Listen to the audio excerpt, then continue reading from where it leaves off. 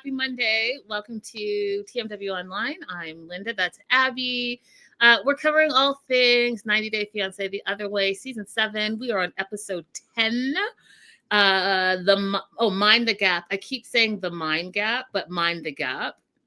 Hey, the Mind Gap works too. For this episode specifically. What were your overall thoughts of this episode? So many important things happen in this episode. It doesn't feel like the past two episodes have been super weighty. This one feels kind of weighty as far as like relationship issues. Last episode, I was just like a lot of stuff about parenting, but this one is like relationship, real issues. Yeah, I thought there were a lot of red flags, and I'm not sure how some of these couples are making it, how they make it, will they make it? I've jumped ahead into real life and I've heard some things, but overall, yeah, relationships Yeah. offline. Abby and I were talking about, they're not easy, they're work, right? And so I think it's important not to ignore the real conversations that you need to have in order to have a successful relationship. And that's ongoing. You know what I mean? So let's jump into Jenny and Submit. I have a lot to say about this. A lot. Oh my gosh. I have a question for you about religion. A question for everybody about religion concerning Jenny and Submit. Go ahead. What's the question? I am just so curious because I didn't know a whole lot about the Hindu faith or culture. I'm not sure which is the right word. Until Usha Vance became our vice president's first lady. And the more I learn about it, the more questions I have. And this specific episode brought up one of the questions that's been like popping around in my mind. Sumit says that the cow is important because it gives milk and brings life. And immediately in my head, I thought, women are right there. Women give life. Women have milk. Women survive menopause, puberty. We lose blood every single month and still get up and go to our jobs and take care of our families. Why worship cows when women are right there? That's a good question. I know in the Hindu faith there are a lot of female deities, and so I don't know if that's part of it, but I don't know enough about it to speak on it. But that is a really good question. And if anyone wants to share their answer in the live chat or in the replay, definitely let us know. Shout out to Ray Della. So this cafe apparently is coming together and they're putting on the final touches. And you guys, when I say, like, I guess what my consideration of final touches is and their consideration of final touches, I just don't think that it's the same. And because that place, I just don't see it. I don't see it being somewhere where it's like not welcoming to me. And there's a lot that, I don't think, like, I'm not going to claim germaphobe, but I just don't like nasty things. So whatever category that falls into, I just don't like it. But their final touches, they're going to do a religious ceremony to bless the place. So like kind of a pre-opening ceremony. And the place is tiny. You guys remember, you saw it. It's very, very small. It's like a 2x2. And Sumit's really trying to step up and be the boss. So his idea is only 2 people at a time, which I just don't know how that's going to work. Like, who's cooking, who's doing the coffee, who's serving, and who's also taking the money, right? Like, how does that work? But they named it something very original. Okay. Family Cafe. Which it is. It's the Family Cafe. And they're showing some B-roll stuff, right? And in the B-roll, there's things that I just was appalled by, Abby. So Jenny is grinding the coffee and she drops the lid. Did you remember that part? Yes. Y'all, she picks up the lid. She doesn't wash it. She doesn't have gloves on. And then she just sticks it right back on the grinder. So that was my first, like, oh, what's happening here? That was my first issue. Second thing is they're all like cutting bread and chopping up stuff with no gloves on. And then simultaneously, they're also cleaning with no gloves on. And you see Jenny wiping a window, and then she goes like this with her nose. I was like, oh, that's strike 2 and 3.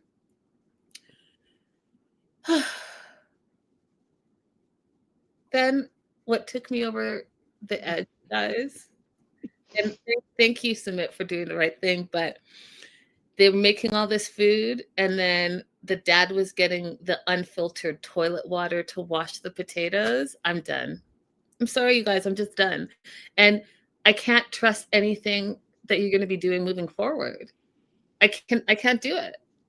Because if you didn't even think that there's any issues there, I don't know what to say. I don't know what to say. Right. Because when Sumit brought it up, Sadhna was more upset that he was embarrassing her as opposed to what happened. So, like, I don't trust eating at your house after watching this. This was terrible PR for India.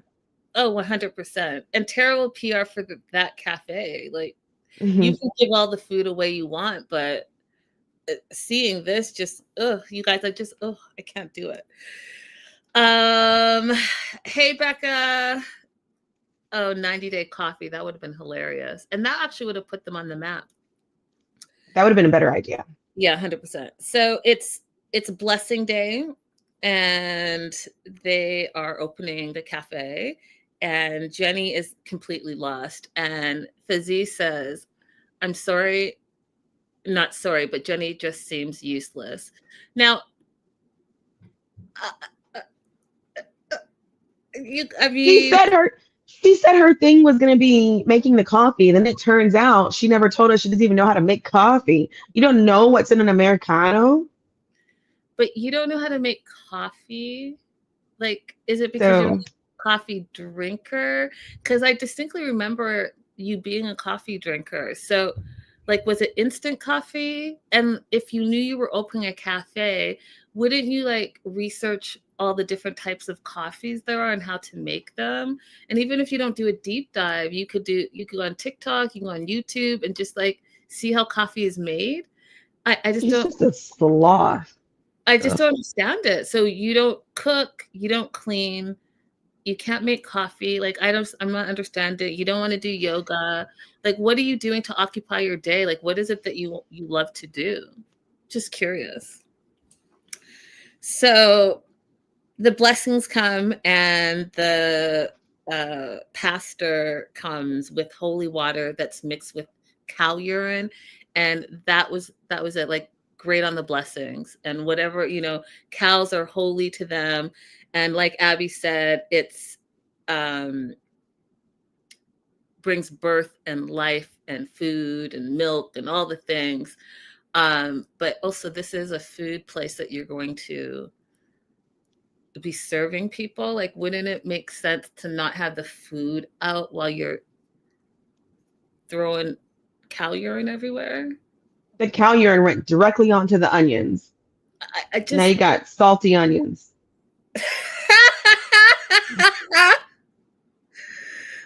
So they're blessing, and they're not only blessing that shop, they're blessing all the shops with the holy water and cow urine. And then they gave all that food away, and it wasn't just samples. They just, all the food they made. Sumit was like super excited, like, oh, we did some things, all the food, we served like 100 people. Yeah, you served them because they got free food. It wasn't like, hey, here's a sample, and then if you like it, come purchase more. It was basically like, here, just give away all this food. Mind you, they threw a bunch of food away because that food was bathroom, restroom, toilet water. Right. Free marketing info for you guys. I'd give a tiny sample with a coupon for like $1 off when they come back. Okay? That would be better than giving away full plates. Oh my gosh, you guys, it was too much for me. It was too much for me, and it's even too much for me now. Renee says, does anyone believe that this is for real? I do not. I think it's storyline shenanigans. With Jenny's social security income and the lower cost of living, no reason to live with his parents. I think that there's some truth in it, regardless, because Sumit hasn't really ever worked since we've met him. And, living on Jenny's social security alone, it can't be enough. We've seen her live outside of her means. And if I remember correctly, she demanded having an apartment that was very difficult for her to be able to pay for on her Social Security income. So they were underwater. And I mean, anything could be just for a storyline. But I really don't think she wants to live with Sadhna. I mean, I think that's an act of desperation. Right? Absolutely. And like, if I was a sloth like Jenny, I would just be like, okay, the easiest way to try to come up on some money is to let them see the financial situation that we've got into. Let's get on 90 Day Fiance again. But also, like, I don't know, like, I couldn't, like, even though she's like clearly doesn't want to work, like, you can't find one company that's willing to sponsor you, like one company you could advertise on your Instagram and make some money from. I just don't get it. There's so much money to be made in social media now. I don't know how any of the 90 Day Fiance people don't come out with good deals. Maybe it's in a part of their contract that they can't endorse, right? Because sometimes with reality shows, the contract you sign is very, very strict to the network heavy. Maybe. But not Emily, her name starts with a K. Asuelu was her partner. Kalani. Samoan. Kalani got a deal with Fenty Savage. I thought that's like so perfect for her. So she didn't do any of those ads for like little weight loss pills or anything like some people kind of like do. She waited and got her a big fish. Yeah, but is she out of contract now because she hasn't been on any new seasons? That's possible. It may be because of that. Yeah. Anyway, sorry, that was an aside. Yeah, so that's all I have to say about Jenny and Sumit, and that's basically all that happened. They opened up a cafe. To me, it wasn't very cleanly, and just at least put some gloves on. Can we at least agree to do that? All right, moving on. Dylan and Patia. I really like these two, even though there's so much going on in this. There's a lot of resentment. There's money issues. As you guys know, we talk about, some of the questions that you should have before you get into a serious relationship, committed relationship. And this on and off 20-year thing, y'all should know each other. Now, one of the things I will say about Patia, though, is that in this episode, for me personally, I don't think that she's owning up to her lack of responsibility. And you can't just blame someone for all the monies that you spent because you've made those conscious decisions. You decided that you were going to move across to Thailand and sell all your stuff and all the things. You decided that you were going to let Dylan take care of you, even though given your history, he hasn't proven that he is a provider for you.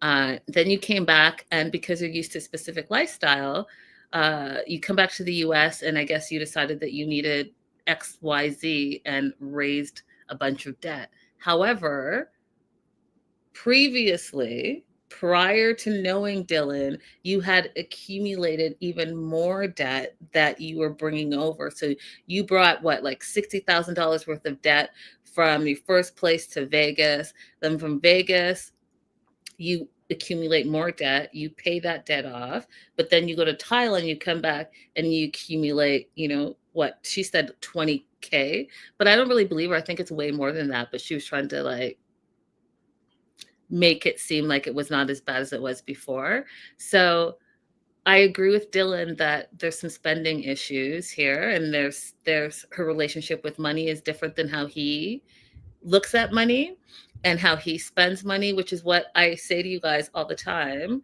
Are you having that conversation about how do you spend money? How do you save money?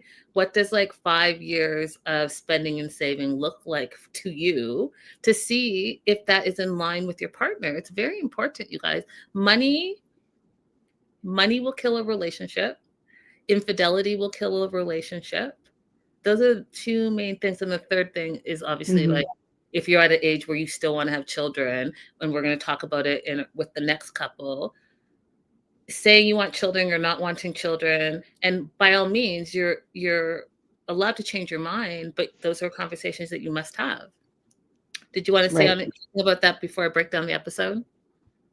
Yeah, I think that the problem that Patia and Dylan are having right now is just the language that Dylan is using.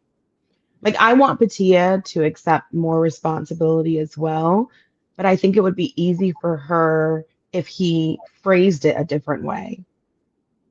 Like, maybe say, I understand you took on a lot of this debt when you came back from Thailand, so I want to figure out how we can work together to get your debt down. Instead, it's more like accusatory when he talks about it, but he clearly wants to help her. He wants to get the debt under control, but the way he's expressing it is very judgmental. Yeah, I can see it coming off as judgmental as well, but I also think too, it's because she's not taking responsibility. So instead of taking responsibility, she's throwing it back at him, which I think is making him defensive, because he does want to help her, but he also wants her to claim some of that responsibility on her own for herself. Because think about, if you're trying to help someone, but they're not seeing the error of their ways, it's harder to help them, because it's like, am I helping you just for you to do it all over again? Or are you actually learning from this lesson? So yeah, they go furniture shopping, which again, they don't have to. I mean, they have furniture. They don't have a lot of furniture, but they can get by if this is something that they're trying to, cost cut. Patia likes quality, comfort, durability. Dylan is all about price. So where are they going to meet in the middle when they find furniture, right? He'd rather spend $1,000 on furniture and use the rest of that money to pay down her debts. But she's looking at couches and sofas that are like $2,000, $2,500, $3,000, and not batting an eye on that, which I also thought was telling of her personality, right? Because you also are expecting Dylan to take care of you because you're not working. So it's him you're spending. So they talk about the debt, and she says that she's $20,000 in debt out of 5 credit cards that she's maxed out, and she blames him after Thailand, because you guys know Thailand didn't work out for them, had a big fight. He wasn't providing like he said he was going to provide, which is my question about now, because he seems willing to provide now. So what changed from Thailand to now being in Australia? Age, maybe? Distance, maybe? But yeah, she said all the debt she accumulated is because she had to start from scratch, and she has some resentment towards Dylan because of it, which is another layer, in my opinion. So now we have money first that they don't see eye to eye on, and then we have some ongoing resentment, not only attached to money, but attached to the relationship itself. Right? She wants to be engaged. She wants to get married. She doesn't like how he treated her in the past. She's still holding on to some things, trauma, for a lack of a better word, about their relationship in the earlier days. So she's bringing all of this hurt and resentment forward. And I got to tell you guys have to either you forgive people and move on, or you're going to be facing the same issues because you haven't really forgiven that person. So anytime that you have a disagreement, guess what? All the stuff that you resent them for or you feel hurt about is going to always come up in the relationship. Yep. You've either forgiven them or you haven't forgiven them. And if you haven't forgiven them, you have to look at why you haven't forgiven them and deal with those issues. You want to add anything before I move on to the next thing? Yeah. I mean, just to piggyback on what you said, the therapist that I love to watch always says that the best predictor of whether or not a couple is going to make it is if they assume the best of each other. So if there's a situation where something can be interpreted two or more different ways, if your partner chooses the assumption that is the best, assumes the best of your personality and character, then that couple has a better chance of making it than another. So when you have resentment that you've built up against your partner, it makes it more difficult to see, oh, he's saying this because he wants to help me pay down the debt. And you become defensive instead of assuming the best. The best assumption of his comments is he wants to keep our costs low so he can help me pay down this debt. But she can't see that right now because she's not in the place of assuming the best of her partner. That's good. That's good stuff. Yep. Yes, y'all. Yes. My note says she's taking no accountability for her debts. And that's $60,000. That's a huge amount of debt to be moving into a new city with. And he's saying to her, he hasn't proposed to her or given her a ring yet because of her spending issues. And he needs to see change before he commits or marries to her, which is absolutely, it's okay to say that, you guys. I mean, I personally think it's okay to say that. I'm not going to go ahead and get married to you when you can't take responsibility, because if you run amok, these are the two things. She, to me, is coming across in this episode as she spends a lot. She doesn't take accountability for her spending, and she doesn't like budget. She just wants what she wants when she wants it. He, on the other hand, looks like he's a little bit of a penny pincher, but also owns properties, right? Multiple properties, rental income coming in, and a property that they're going to live on. So those are very two different spending habits. You have to have the conversation, and he doesn't want to lock down and say, yeah, I'm going to marry this person, and he haven't had the conversation. Abby, I think that's very responsible of him. I do. Okay. Yeah, but that's not my issue. My issue is this. If I'm ever in a situation where a man says to me, you keep asking for a ring, what I need you to do is reach through the phone and knock me on my head 3 times, because I clearly have turned into a coconut.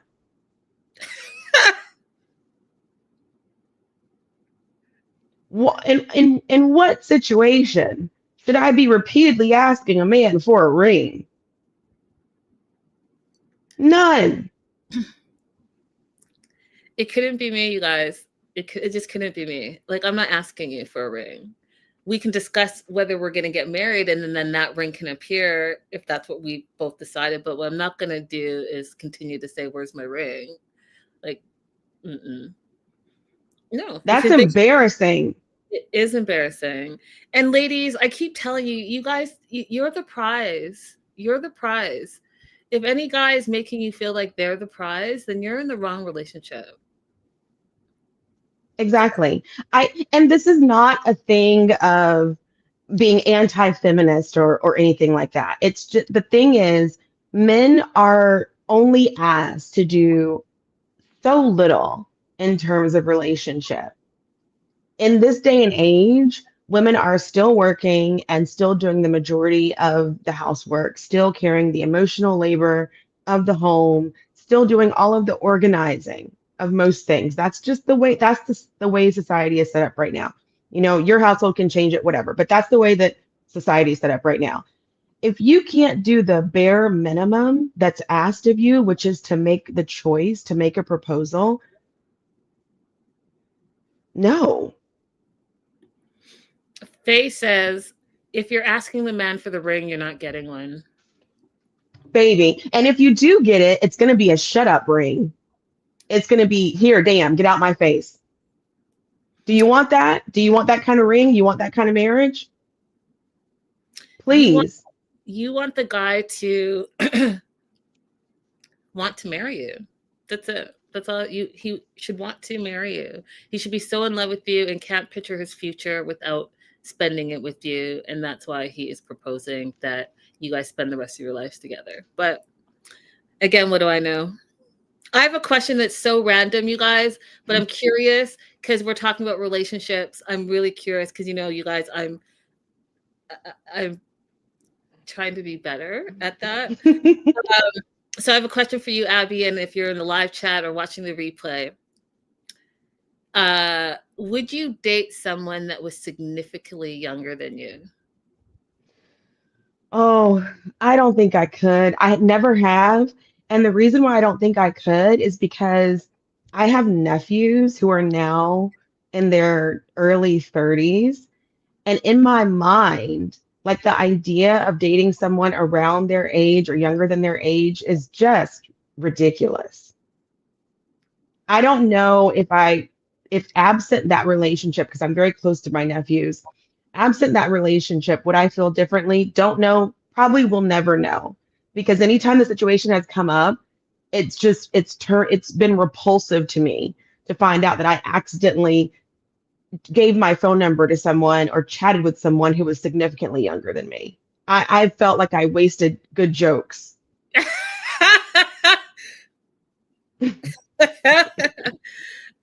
Facing how much younger? 10 years, 15 years? Let's say, yeah, let's say around that. It's a good, like, it's noticeable. I personally have a hard time with it, but I will tell you something that these 20 somethings are, I don't know, they're a new breed, you guys. They are relentless, and They want a sugar mama. they have like bravado. I can't, and it's amazing to me. Like, I'm always like, I can't do it. Like, I can't do it. I can't do it. But I'm curious because a lot of people are like, maybe you can. And I'm curious to know what you guys would do. Renee says, I don't think so. The man I'm dating now is 4 years younger, and at first it bothered me. Yeah, I mean, so yeah, I'm okay with that. Like, I'm okay with, like, between like 4 and 8 years, but like when you're getting into 10, 15, 20, it's a lot. It's a lot. Yeah, curious. Thanks for answering. Oh, she's been together. So, see, girl, good stuff, Renee. So yeah, Tia is there's some spending issues. Dylan thinks it might be an addiction, which it may be. There are people that do have spending, gambling, that type of thing. Very toxic relationship with money. It could be, and that's something that maybe they should discuss and explore.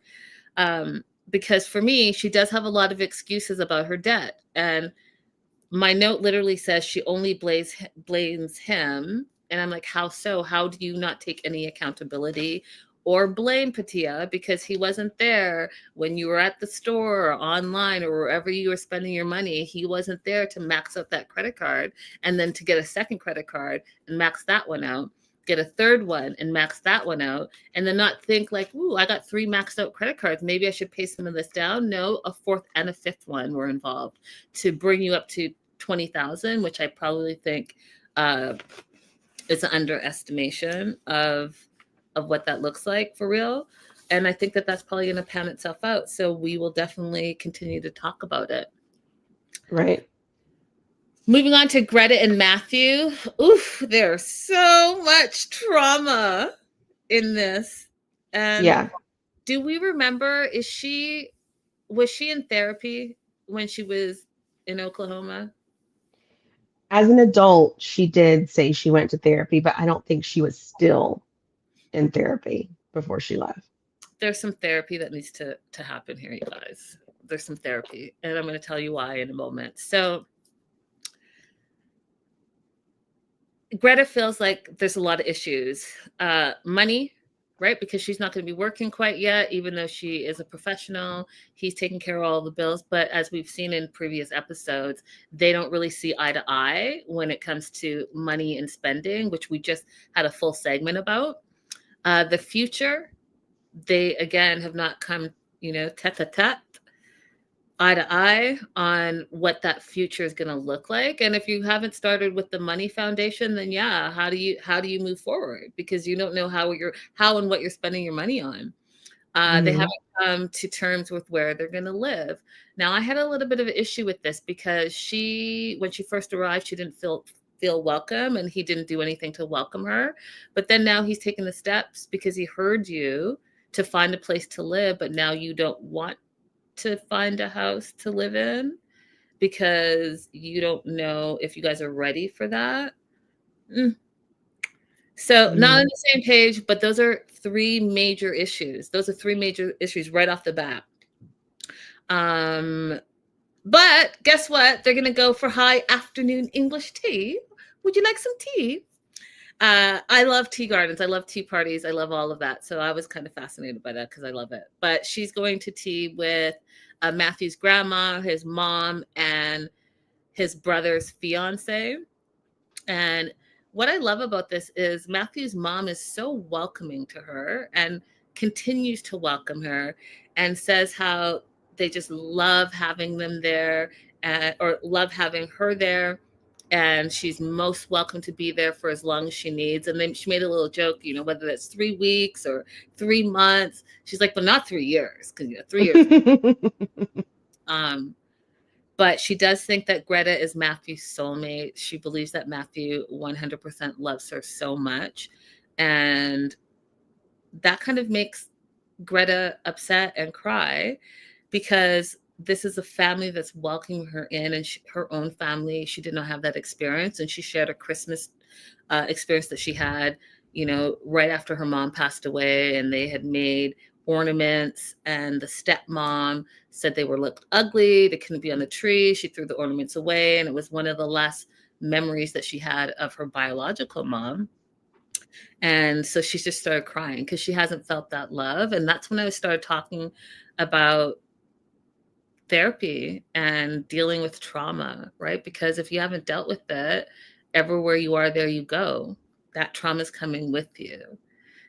Thoughts, Abby?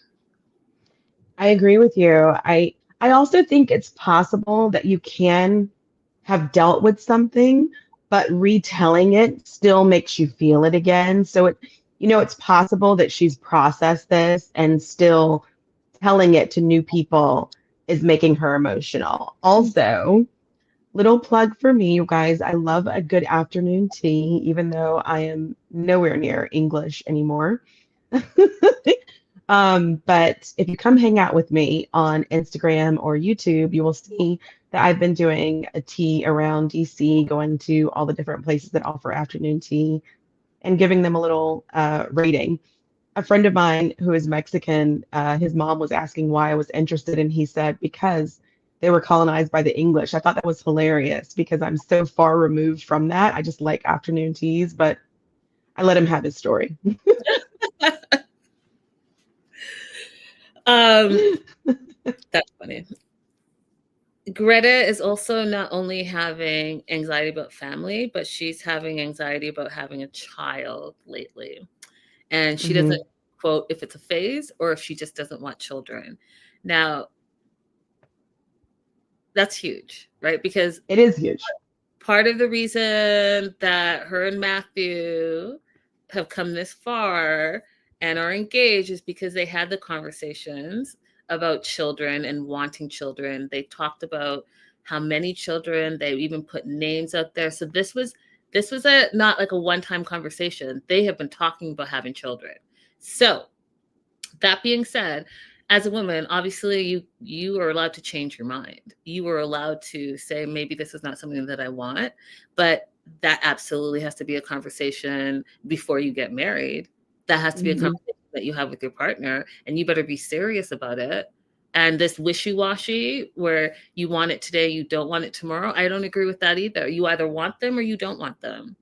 And maybe different phases in your life, like maybe in your 20s you wanted that, or maybe in your 20s you didn't want them, but your 30s you're now thinking, you know what, I do want to have children. That makes sense. But what doesn't make sense to me is last month you wanted kids, this month you don't, but next month you might. That says something different to me as far as maturity and character of an individual.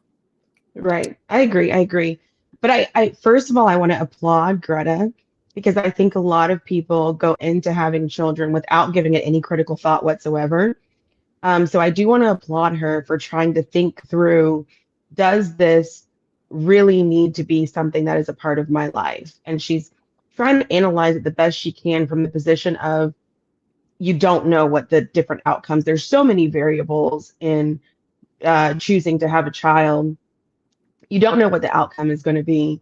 And so the best you can do is visualize it, as best you can.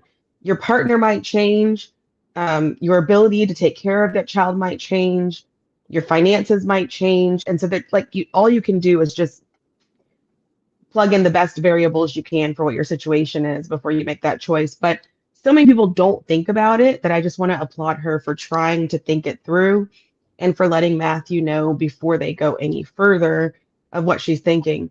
Two things I want to add. One, I think that part of what is changing for her is the way that she was received when she arrived, not feeling like there was a space that was made for her. That like that initial treatment, being told you stink instead of being like greeted well, I think that might have also made her feel differently about where they were in life and how much he would contribute to and help with raising children, which is a good thing to think about. Think about how much your partner really is going to contribute to raising children, or do they just want to be called father, right? The other thing I think might be happening is that she's just graduated and passed the bar in the United States. So inevitably, she's watching her classmates go on into their jobs, and she might be feeling a little bit stressed and a little bit behind, like I haven't even started working yet. There's so many things that I have to do and that I need to do, and that might be hindered by the fact that he's already talking about children. And so it might just be like a knee-jerk reaction a little bit to the fact that I'm not even started on my goals yet. And this man's talking about getting a house and kids. I wanted to get a flat in a walkable community and build up to that. And he's talking about let's put twin beds here.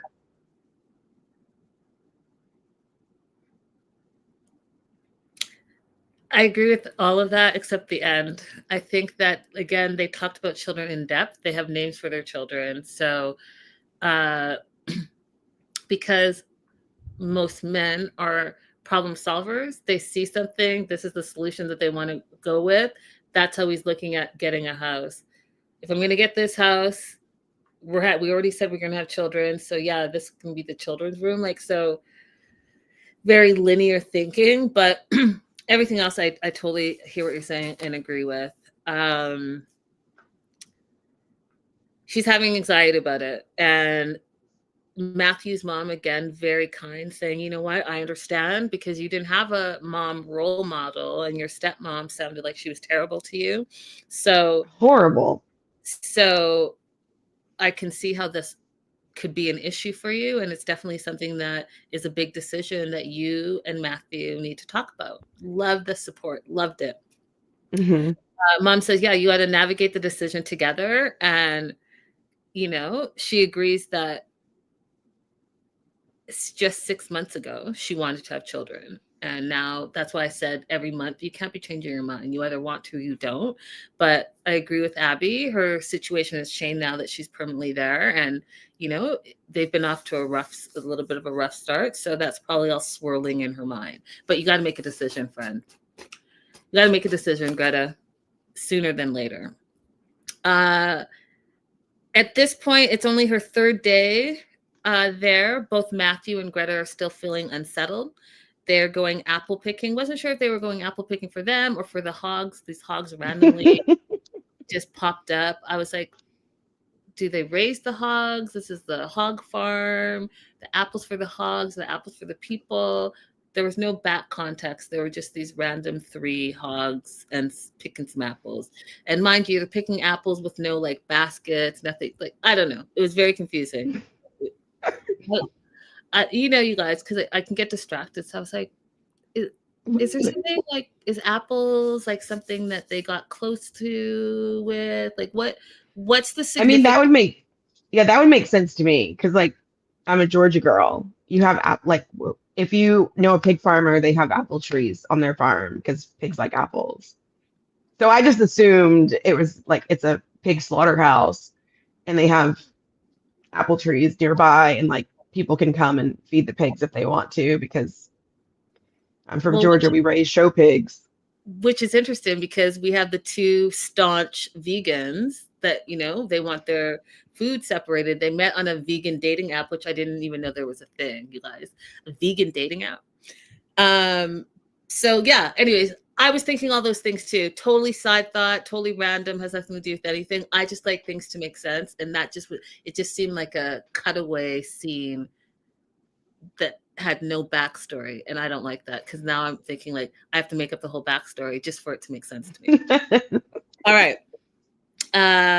Matthew takes the time, has a moment, special moment, because he knows that they have both been not on the same page since she arrived, and he thanks her for being a part of his life. Thank you for being my person. I only want to be with you. That whole thing, that whole conversation. And Greta receives it, but she doesn't digest it. She hears what he says, but in my opinion, didn't actually digest what he was saying, because she was thinking about what she needed to tell him. And what she needed to tell him is that her anxiety has gone up in the last 3 days about having kids. And now she's unsure if she not only does not want doesn't want kids, but a whole family life, which takes us back to the top of their segment where they were talking about where to live. Right? She wants like maybe more city life. She maybe not want family life. She doesn't want to live in the suburbs and do that whole thing. Like, she's rethinking this whole thing. And it goes to what Abby was saying about her talking, the type of law advocate she wants to be. She's not sure if that is in tune and in line with what she wants to do with her career. So I think Abby nailed it when she said she sees her friends moving forward in their careers, advancing, and becoming an attorney is not easy, you guys. It's years and years and years of studying and processing and taking exams and all the things, and then you still have to go and find a job and then you have to pay off all that debt. So it's a lot, right? And to know that you work this hard to come this far, just to not be able to work, and then now I'm thinking that she feels bombarded by, oh, could it possibly be like, oh, I pop out these babies and I never have an opportunity to go ahead and see what my career looks like, right? Have the opportunity to work and have that be part of my legacy as well. I think that's where society is coming from, right? Because only is she a professional that's not able to work in her profession yet, but she's also going to be financially tied to this person, married to this person, having this person's babies. And maybe if she's thinking about all these things, she's like, when do I get the opportunity to study for the bar over there in England so that she can actually be a practicing attorney in her trade of choice, in her specialty. So it could be all of that. So I applaud her for thinking of those things and for telling him, but listen, don't get married if you're having all of these doubts and you two are not on the same page. Maybe your timeline is not the same. Maybe you just stay engaged for a few years until you get on your feet and you get an opportunity to test what your career looks like, right? So at least you can be, hey, this is what it feels like. This is how it is, and this is what I'm going to do, and I actually love it. And she's only 27 years old. Right. She has lots of time to have babies. Maybe take the next 3 years and get your career under your feet and figure it out from there. Yeah. Well, this is one of the reasons why an international relationship becomes difficult, because on what basis does she get to stay in England? Let's say they decide they're going to have a long engagement. Well, without the proper immigration documents to be able to stay there, live there, which she would get if she got married, on what basis can she stay long term and now go through the process to become a solicitor or a barrister, whichever one she's aiming for, without that marriage underneath her? This problem of borders causes people to make choices that they otherwise sometimes wouldn't make. Absolutely. Matthew's shocked by what Greta tells him, and he says, and this is where all my red flags came up. He said, okay, well, I still want to be with you. I still want to marry you. And even if you have no time to be a mom, I'll be 200% the father. I'm going to tell you something right now, you guys. That is 100% toxic behavior. that statement is toxic, not only to your unborn children who should have the opportunity to have a mom who's 100% present and then therefore doesn't resent them in the end, or just like her stepmom treated her horribly so that she has all these childhood scars. Not only is it wrong to them, it's wrong to Greta, because that sounds like you just want her to be a baby making machine. Pop up some babies. I don't need you. I got this. Am I the only one that took it that way? Because I was like, what are you talking about? No time to be a mom. You'll be 200% father. Then you're going to resent her when you see her out at work or late from work or in a meeting and you got all the babies running around, plus you have your job, but you said right here in this moment that you would do all 200% of the fathering. Blows my mind. Mm-hmm. Yeah. So I heard it the way that you heard it, right? Mm-hmm. And my first thought was, this is completely dismissive to the pregnancy process. It's like the people who advocate for adoption over abortion with no respect for the actual pregnancy process that the person is not wanting to go through, right? So that's the way that I heard it first. Then I said, wait a minute. Assume the best. Assume the best of Matthew. And maybe what he really wanted to say is, I will do whatever it takes to ensure that you have the career that you want. Having children, whatever I can do to keep having children from being a hindrance to your career, I will do that. So let's assume the best of Matthew.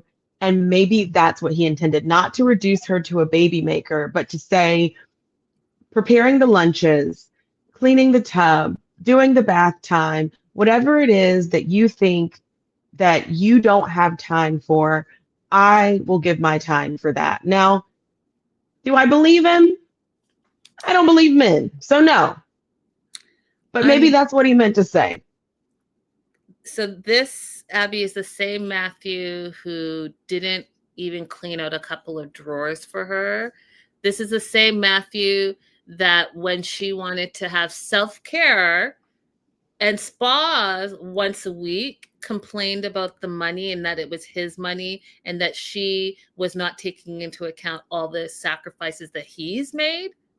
This is the same Matthew that lives at home with his amazing, beautiful, wonderful, welcoming family, but is not so welcoming. This is the same Matthew that there's all meat in the freezer, and the mom has made or bought a whole beautiful vegan cake, but he can't even move the meat away. That same Matthew is gonna support her. Hey, listen. I didn't say do it. Greta, I didn't say do it. I just said maybe what the man meant to say was this. But should you move forward in having children with someone just because someone promised you something? Absolutely not, because there are very few people who can say that this person showed me. Well, actually, that's not true. I'll take that back. Women on TikTok every day admit their husbands are horrible. But a lot of times, as a situation where you really didn't know that your husband was going to turn out the way that he did at the time that you had a child. That's how it was for me. Nobody could predict. Nobody, not his parents, not our mutual friends. Nobody predicted the 360 that happened. But for a lot of people I'm seeing on TikTok, they actually had warning signs. They just ignored and plowed right through. So I say this. People can tell you whatever they think you want to hear. And I'm not saying in this specific situation, I'm not talking about this episode. I'm just talking about people in general. And men specifically. Men can tell you what they think you want to hear. But their actions are going to speak way louder than their words each and every time. And their actions will predict their future actions. You just have to pay attention. So if someone is showing you that, hey, I didn't make time for you here, I didn't make time for you again, and that's repetitive, that's who they are. Even if they say, oh no, you know what? That was just a simple, I just forgot. They're going to continue to forget. each and every time. So unless they're actively changing their behavior, don't just trust their words. See what their behavior and actions are doing. That's just from experience in life. Yes. And Do that especially, in the abstract. Divorce it from what you want. Make that analysis in the abstract. What they've done, not what they said. Oh, I really wanted to bring you flowers. Doesn't count. What they've done, not what they said. and what they continue to do, right? Once in a while, we're all human. We're not going to be perfect, but what they continue to do, their actions will continually show you who and what they're about. Not their words, their actions. Mm-hmm. Last in this episode, I just don't understand this guy, but Luke. Mm-hmm. And it's Luke by himself. Luke meets his friend Brian. And, Brian is Madeline's nemesis in his mind. Blames her for the failure of his marriage, blames her for starting a rumor that he cheated on his wife, blames her, thinks she is the worst of the worst of the worst of individuals. But that's Luke's friend, right? So Luke goes to meet with him, tells him that the wedding's been called off, but he hasn't really given up. He's still there. He still thinks he's going to win Madeline back somehow, some way. Brian says his relationship with Madeline is unhealthy and toxic. And here's where I was like, oh, this is the first, I don't understand Luke. So the first thing he says, Abby, is that, well, yeah, maybe it's a trauma bond. And I Luke's was like, just saying words. Brian goes on to say that he feels that Madeline, their entire relationship, has manipulated Luke and controlled him, and wants to know what it is about her that you like. And again, Luke puzzled me because he couldn't say one thing that he liked about Madeline specifically. What he did like is the fact that he could say that he lives in another country and he's working less but making more, that he's an entrepreneur. Those are the things that he liked. And I'm going to add to that, in my own opinion, in my own words, that he liked the fact that he could come, be like a passport bro, find himself a trophy wife, and be able to do the bare minimum, because the bare minimum still allows him to get by further and longer than it would if he stayed in America. Does that make sense to you guys? So if you have $100 in America, you only have $100. But if you're in like a third world nation and you have $100 US, that $100 stretches further than it would in America and longer. So then it makes him feel like, I'm doing a little something. I got a little something. But let's not forget that Luke has tended to make poor business decisions, and he's gotten himself into his own financial debt and situations. But because he wants to come as a baller so that he can get the trophy wife that he wants, he's also misrepresented himself. He's misrepresented himself as a provider. So when he goes on to say that his financial issues are because of Madeline, Brian and him agree that that's the case. And then Luke says, yeah, I've bought her multiple cars. I bought that studio for her. I pay her rent every month. I buy her food. I pay for everything. Same thing that I said about Patia is what I'm going to say about Luke. No one forced you to do those things. If you didn't have the means, then why are you putting yourself in debt in order to present as something that you're not? No one said, hey, let me rack up all this credit card debt because I want to impress this woman. Not only do you want to impress this woman, you want her to stay with you. You came into it for a specific reason. I gave Madeline, just a strong talk a few episodes ago, because she wants what she wants. And she has no shame about it. But if she's going to come in and be like, hey, yeah, I'm in it for the money. If I'm a gold digger, or I'm not a gold digger, I've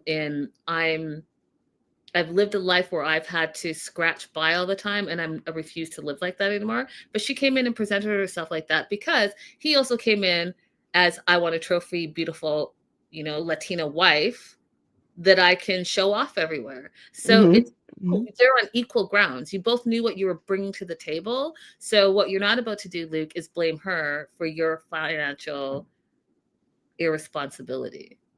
Exactly. That's what to do. Exactly. It's always funny to me when passport bros go to another country flashing money because American women are too difficult or materialistic. And like, then they get upset because they didn't get chose for their personality when all you did was go down there and flash money. And listen, this guy, Brian, full disclosure, I did talk to Madeline about this, and I have a little bit of extra information. I don't like this guy, Brian. Okay. I don't like his name. I don't like the things that he said. I don't like his face. I don't like his foot stance. I don't like anything about him. Right. But when he was asking Luke, just tell me why you like her, and Luke couldn't answer the question, he had a point.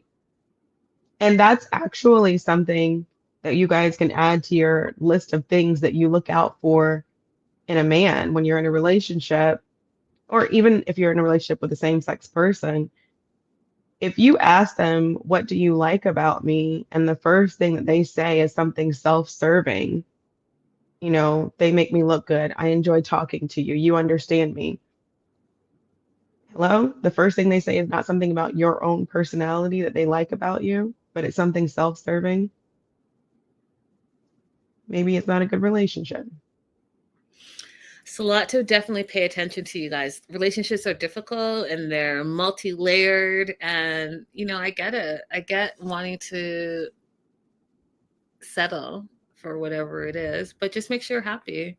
Make sure you're happy, and make sure that person, whoever that person is treating you how you want to be treated. Because I got to tell you, there are a lot of people that I personally even know that are in relationships just because it's been so long. They can't imagine making any type of change, but they're miserable. Sunken cost fallacy. People have this idea that, oh, because we've been together for 5 years, 10 years, 15 years, that I might as well stay with them. I don't want to start over because they've already put so much time into this. They're just like staying and they're miserable. But, long as they can hashtag on a Instagram, I guess they are all right. Hashtag matching PJs. Right. We're coming up upon Christmas season where the couples that that truly hate each other are going to be talking about how happy they are in their matching PJs. Part that is crazy to me, the craziest thing, you guys, is I will see specific people who, okay, let me word this so that it's very generic. It's fascinating to me when it only happens for me, it happens, I notice it Christmas and like Mother's Day. All of a sudden, this person who's been maybe doing the most in your DMs or commenting on your posts or whatever, doing the most, right? You go and see that all of a sudden they're in matching pajamas with someone and have a whole family. And then you're like, oh, let me go. Did I know that this person was? And you look, and that's the only thing that you see. And it might not even be in their timeline. It might just be like in a story somewhere. It's always fascinating to me. Fascinating. Super fascinating. Yeah, I had a long, like 2-hour long conversation with an ex from college because a mutual friend passed away. And like we went over all the things, like everything that's happened since college up until now.